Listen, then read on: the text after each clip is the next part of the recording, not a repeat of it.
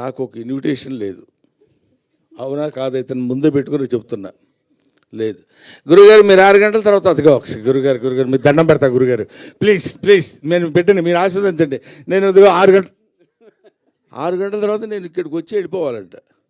ఏమయ్యా మీ ప్రొడ్యూసర్ కూడా ఒక పిలవలేదు, మీ డైరెక్టర్ ఎవరో తెలియదు నాకు, పోనీ సినిమాలో యాక్ట్ చేయకపోతే యాక్ట్ చేయకపోయాను, వాళ్ళు ఎవరన్నా వాళ్ళు కూడా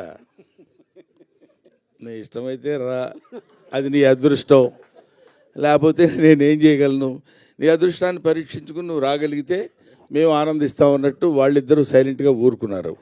ఈయన ఊరుకున్నారు. నేను ఇక్కడికి వచ్చిన రీజన్ ఏంటంటే ఒక్క విషయం ఈ అందరి తరఫున చెప్పాల్సింది. చిరంజీవి గారు మొన్న నా బ్రహ్మానందం ఆడియో రిలీజ్ ఫంక్షన్కి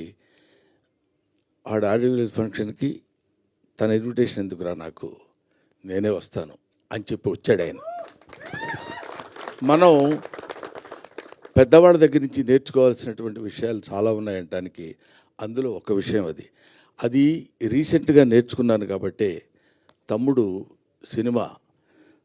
సినిమా కంటే హాస్యనటుడి సినిమా సక్సెస్ కావాలనే కోరికతోటి నేను ఇక్కడికి వచ్చాను.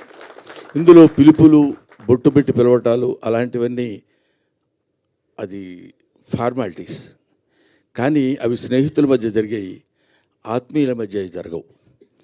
ఆత్మతో కనెక్ట్ అయ్యి సోల్మేట్స్ ఉంటారు చూడండి, వాళ్ళతో ఉండదు.